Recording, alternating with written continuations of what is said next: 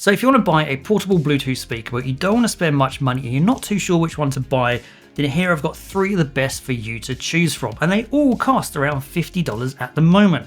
So we've got the JBL Clip 5, the Tribit Stormbox Micro 2, and the Sony SRS XB100.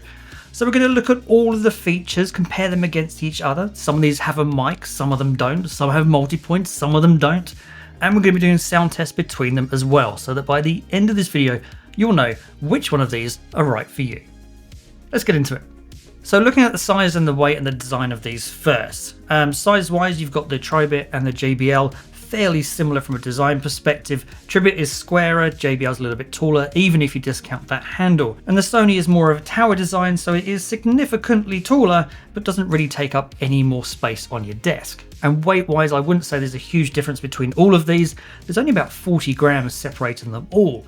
The lightest of the bunch is the Sony, that is 274 grams. Next we have the JBL Clip 5 at 285, and the heaviest of the bunch is the Micro 2, and that's 315 grams. To be honest though, they're all pretty lightweight. I would say that the Clip 5 and the Micro 2 are the most similar from a design perspective. I mean, they're designed to lie low and flat on your desk. They're both covered in this sort of fabric speaker grill on both of them.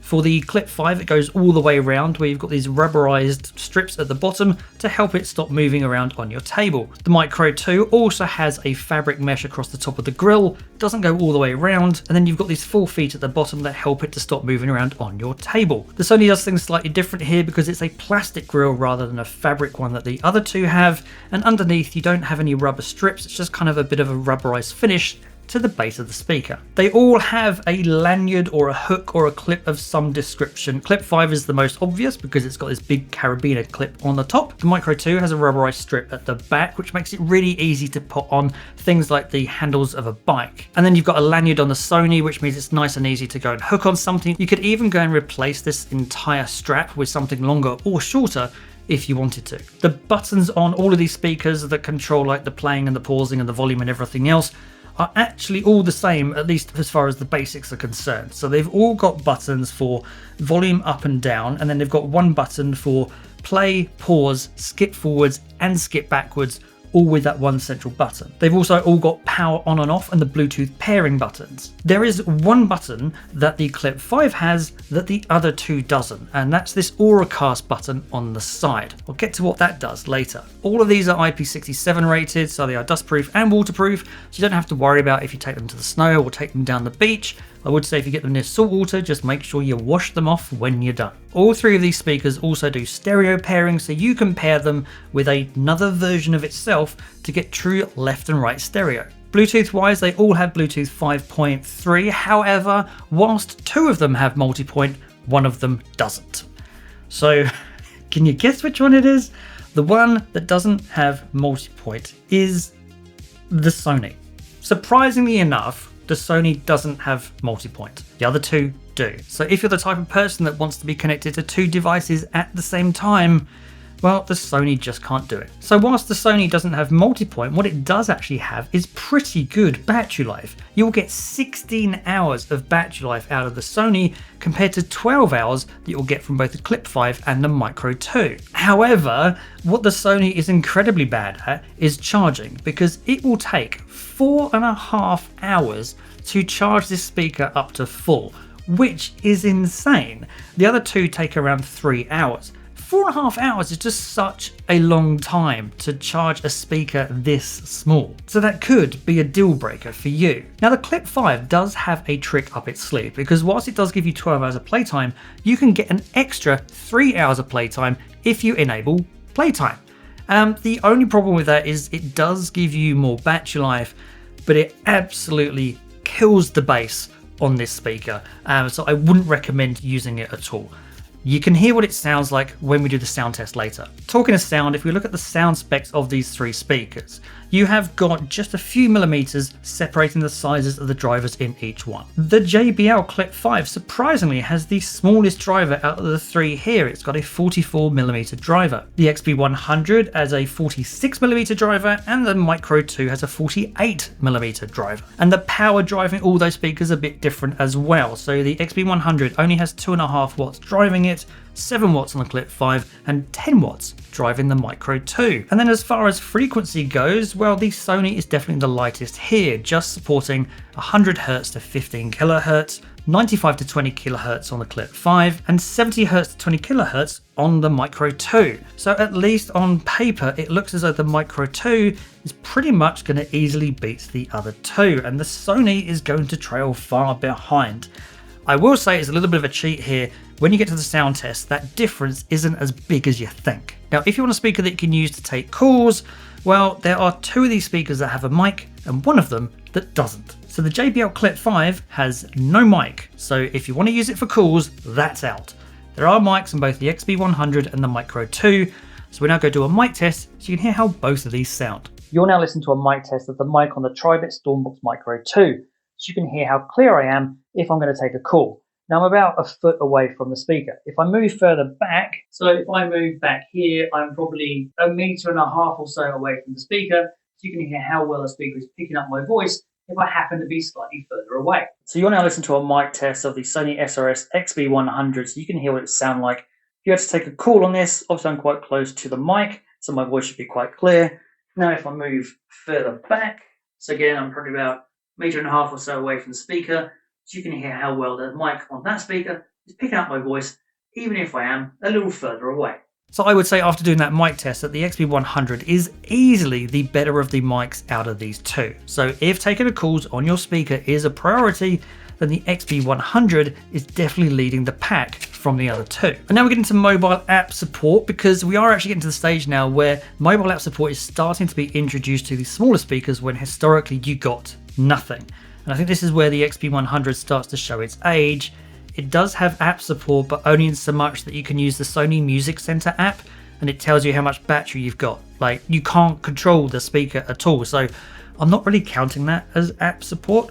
The other two definitely have what I would regard more solid app support. So the Clip 5 has the JBL mobile app where you can do firmware updates with this. You can select a whole bunch of audio presets, or you can jump into a 5-band graphic EQ to select the sound that you want. And the Micro 2 is very similar. It allows you to connect with the Tribit app where you can either go and do firmware updates to this, or you can go and select a whole bunch of audio presets, or you can select a custom EQ from the 9-band graphic EQ that's built into the mobile app.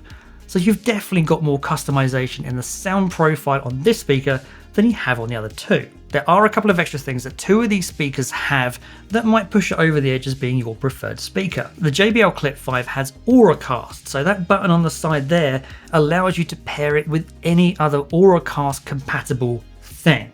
Now that doesn't have to be a JBL specific product. It doesn't have to be a JBL speaker. You could pair it with a speaker from another manufacturer, or in the testing, I've actually paired it with a pair of the Earfun AirPro 4 earbuds, because that had Auracast built into it as well. So you have music playing out the earbuds and this speaker at the same time. So if you want to start building up a speaker ecosystem of all compatible products across multiple brands, well, Auracast is pretty much the go-to for that now. And you are starting to see that appear on more speakers. The other two here don't have that. Something the Micro 2 though has here that the other two don't is you can use this as a power bank to charge your mobile phone, or to charge anything quite frankly. So if you're going traveling or you're going camping and you run out of power on your phone for instance, you could use this speaker to power your phone. So let's go to a sound test now so you can hear how all 3 of these sound, and I'll give you my thoughts when it's done.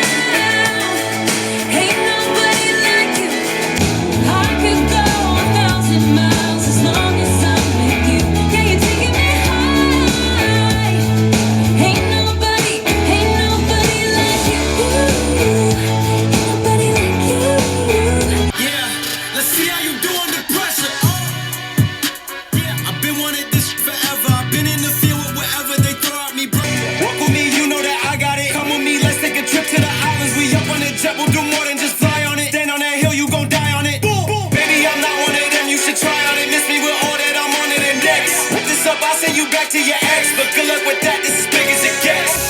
Hey, let's see how you do under pressure. Let's see how you do under pressure. Give them a name to remember. Hey, let's see how you do under pressure.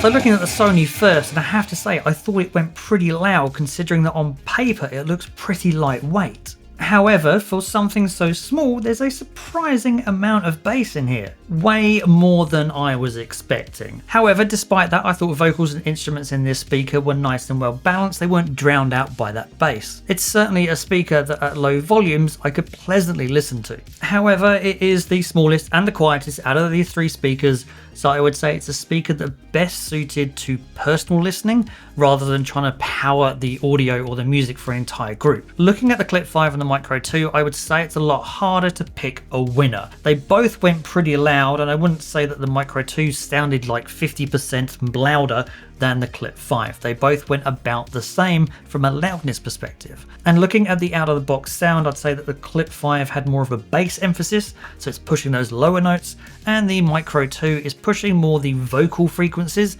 to make people sound clearer. The great thing here though is that you can tweak the sound of both of these using the mobile app that accompanies both of these speakers. You've got the 9-band EQ with the Micro 2 and the 5-band EQ with the Clip 5. So I'd say if you're the kind of person that likes to fiddle with EQs, then the Micro 2 is going to be the better speaker for you. If you're the kind of person that wants to just plug and play, then the Clip 5 is probably going to be better suited. So which of these should you buy? I mean, they've all got pros and cons. So you've got, these two have got mics, and then that's got Auracast, and then that can be used as a power bank. These two have multi-point, that one doesn't. It can get a little bit confusing, and so which one's best I think just depends on what your priorities are in a speaker. If you want a speaker for taking calls, I'd say get the XB100. If you want a speaker for powering other things, your only option's the Micro 2. I'd also probably pick the Micro 2 if you're attaching to bike handlebars, for instance, because that rubberized strap at the back is really good. Whereas the JBL Clip 5 has Auracast, so you can be connected to multiple other speakers, which the other two don't do. So there you go, I hope that's given you insights into all three of these speakers so you can decide which one of these are best for you. I will put purchase links to all of these in the description down below so that you can check them out for yourself. If you do get one, let me know what you think of it in the comments down below. If you want to check out some more speaker options, maybe some that go louder, then be sure to check out the links up here. Thanks for watching. I hope you've enjoyed the video. If you have, please don't forget to like and share it. Consider subscribing if you're not. And as always, I'll see you in the next one.